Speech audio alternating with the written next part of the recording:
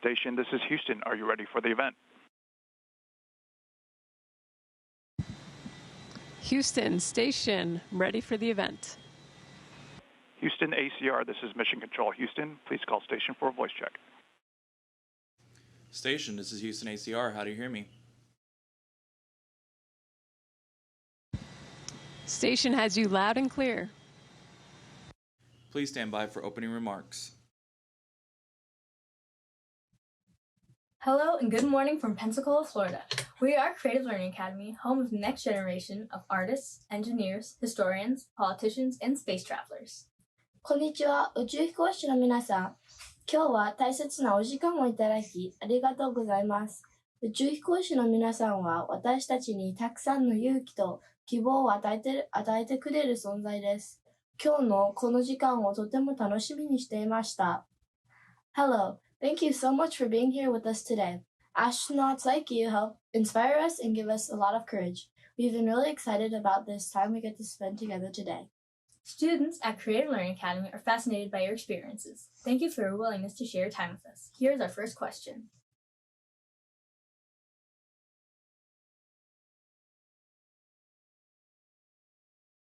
Hello, my name is Ashton Puig. My question is, how do you get power without power lines or generators?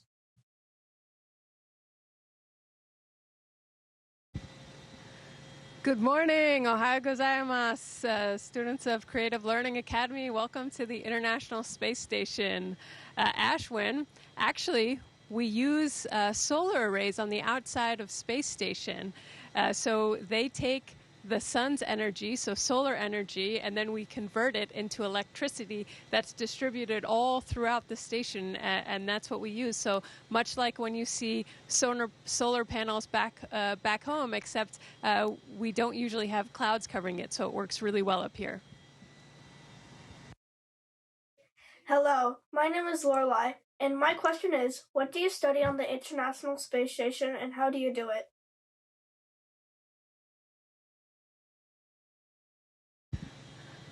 Lorelai, that's a great question. You're actually in the laboratory right now of the International Space Station. We study so many things up here.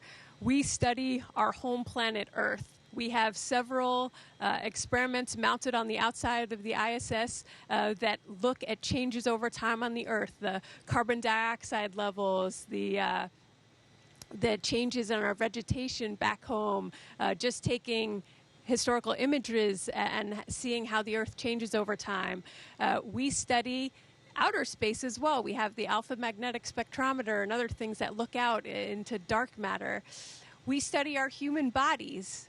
So we're all subjects. All the astronauts on board are subjects up here. And that helps us figure out not only how to go further in space and for longer duration missions, for example, to go to Mars someday, but also it helps us back home on Earth with understanding the aging process and different medicines that can be useful. We study different materials and composites because up here, you don't have gravity, so you can get a more perfect mixture. And so we study so many various things up here. Hello, my name is Matthew, and my question is, what exercises do you do on the International Space Station?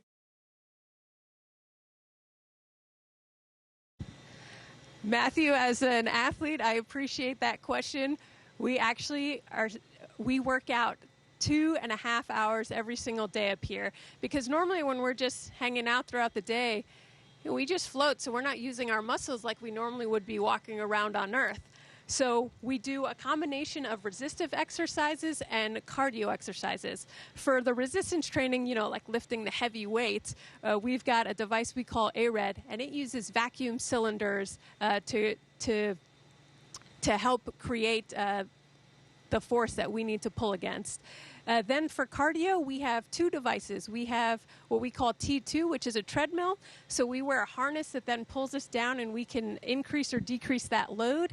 And the other is right in front of me, actually. It's called CVIS. It's a bicycle.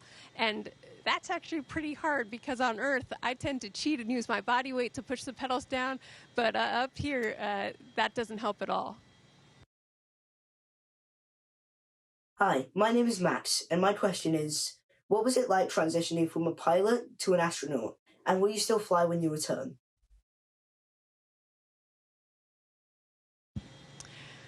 Max, it actually felt very seamless to me. A lot of the same things I learned as a pilot carried over to being an astronaut, especially having, I joined NASA at a time where we had so many new vehicles. The SpaceX Crew Dragon that I actually flew up here, Starliner's Boeing vehicle that's going to be flying crew up here soon, the Orion capsule that will take our astronauts to lunar orbit, the human landing system that will land the next humans on the surface of the moon.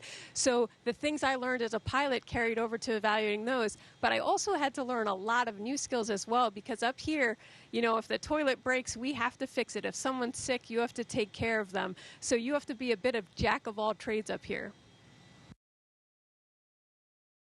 Hi, my name is Camila. My question is, are there any kinds of medicines or vitamins you have to take to live in space?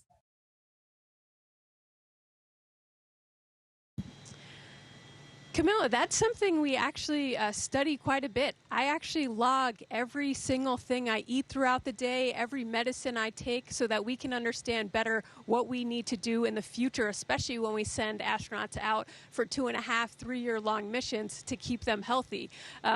We do miss some natural things, like it's a lot harder to have fresh food up here. We actually just got a new resupply, so we had some oranges and apples the other day, but we don't get that as naturally. Sunlight we don't get as naturally. So often we do supplement with vitamins as well.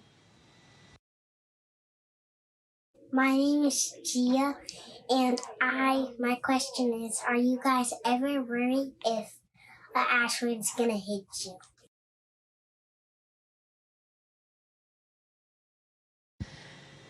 Gia, I actually have found that strangely, when you get up here and you start getting used to working in this environment, I sometimes just think of it as my home, and I actually forget that behind these pretty thin walls are the vacuum of space. Something we do have to be concerned about, though, is micrometeoroid debris. And so that is actually tracked by people back home on the ground, and every now and then, if they see that a piece of debris might be coming towards station, we'll actually do a reboost and raise our orbit or lower it to avoid that debris. So that's a great question.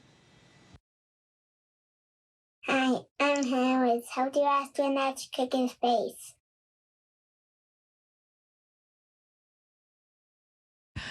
Harris, valid question, because eating and food is very important. We don't necessarily cook per se in space. We do have a food warmer, so most of our meals are already cooked on the ground for us. Some of them are then dehydrated and sent up. So, all we have to do is really add some water and put it in the food warmer. We also do have a fridge up here. If you want, maybe a cold drink or something, you can take your water and put it in the fridge for a little bit. But we're not necessarily cooking on a stove or oven. We do every now and then have pizza nights and make some pizza, though. Hello, my name is Nathan, and my question is, what are some of the hardest things about fixing and maintaining the International Space Station?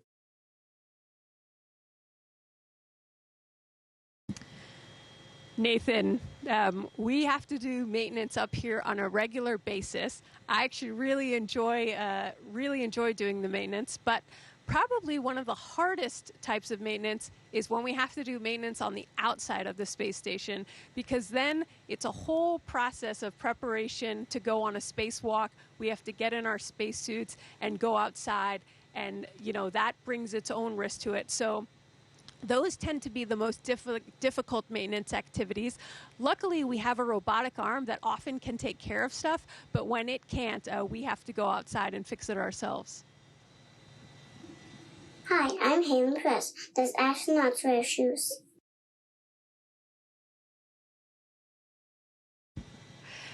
Halen, let me float up here a bit so you can see.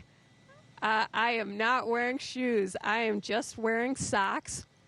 We like to do that because, right now I'm using this with my feet, but if I turn upside down, now where I might have put my hand is where my foot is, so we don't really like to wear our shoes very often. However, we do wear them when we're working out. On the exercise bike and on the treadmill, I do wear shoes, but otherwise I just go around in my socks. Hello, my name is Stella, and my question is, what is your job in outer space?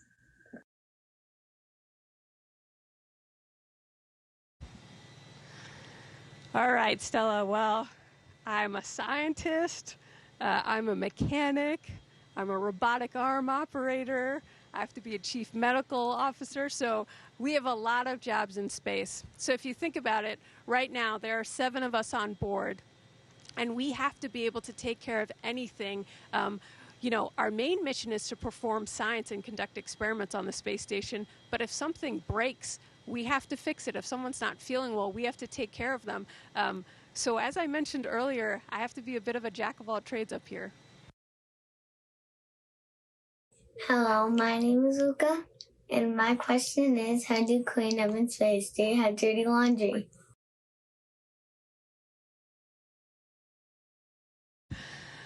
Luca, let's talk about showers, for example. Showers look a little different up here than they do back home. That's actually one of the things I miss most, is having running water come over my body. Up here, what I do is I take my water, my drinking water, and I actually just use the straw to create a line of water throughout my body, and then I take some soap and I rub that in, and then I dry it off with a towel, and then maybe do another line of water to wash.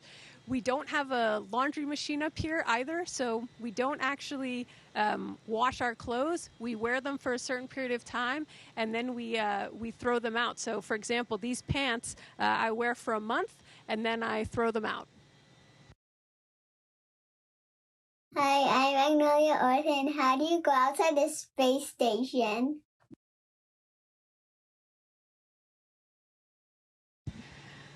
Magnolia. So actually, I just went outside the space station for the first time with my good friend and crewmate Laurel about 2 weeks ago. It's actually a very long process. So we have to get in our spacesuits, and for that, we have to make sure we pack all the things we'll need outside.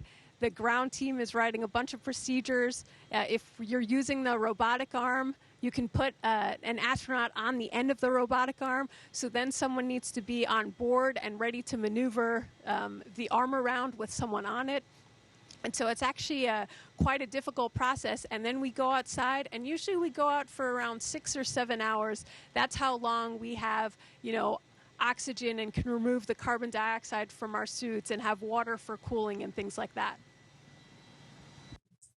Hello, my name is Zadie, and my question is your daily routine on the International Space Station in any way like your daily Earth routine?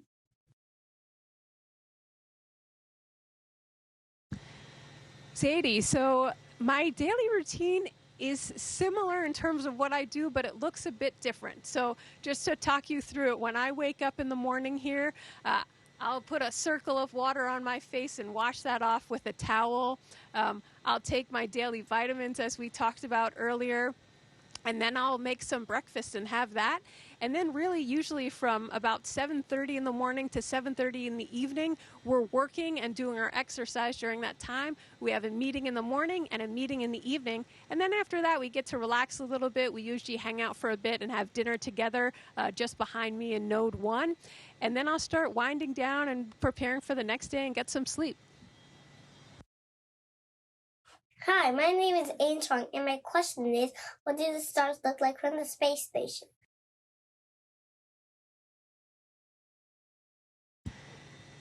Aiden, I just actually yesterday went to the cupola windows. Cupolas are, we call it our window to Earth. It's an Earth-facing series of 7 windows, and I felt like I could see the entire galaxy. The stars are similar to Earth in that they're, pinpoints of light, but they don't sparkle in the way they do on Earth, I think because we don't have that atmosphere between us, so they're just very solid spots of light. But if you turn off the lights inside, you can see so many of them. Hi, my name is Curtis, and my question is, what inspired you to be an astronaut?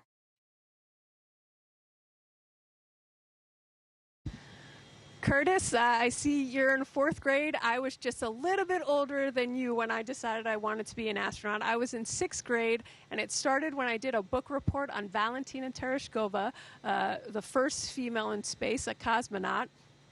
And I think I decided it was just something exciting. I really liked math and science. I liked the idea of exploring. And so I decided I wanted to become an astronaut. And as I got older, I looked into it more and more and followed the space missions that were going on and throughout the shuttle era. And it just was something that grew as I got older. Hello, my name is Sierra. My question is, how long does it take to get in your spacesuit?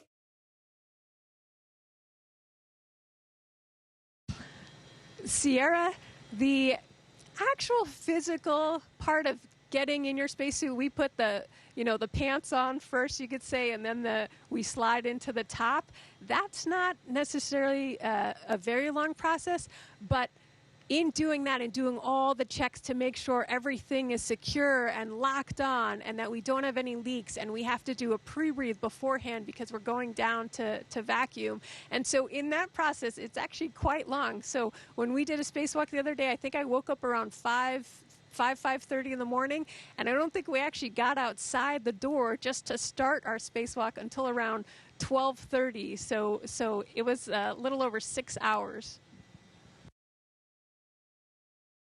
Hello, my name is Luke, and my question is, does the blood rush to your head when you go upside down in space like on Earth?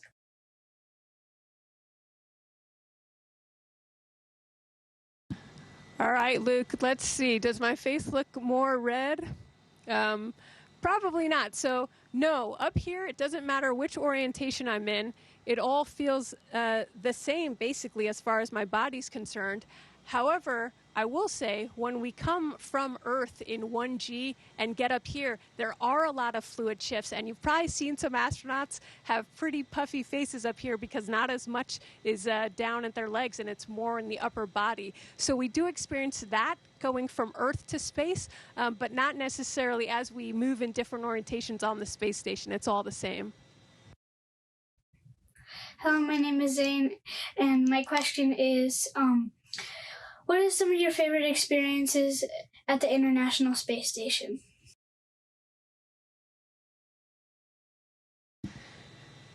Zane, some of my most special moments have been just looking out the window and looking back at Earth. I can't possibly tell you how beautiful our home planet is, and every time, even though we often pass over the same regions every few days, every time it looks slightly different based on the clouds or the sun angle or other different things. And so looking back at the Earth is probably my favorite thing, and then also hanging out with my crewmates. My name is Karina Mariano, and this is Olivia Bahar Noah. We want to thank you on the behalf of the students here at Creative Learning Academy. You're an inspiration to each of us. Merci que ba ma vakt gozarandin. Thank you for spending your time with us. This has been an incredible experience for all of our students, faculty members, and guests. Have a wonderful day.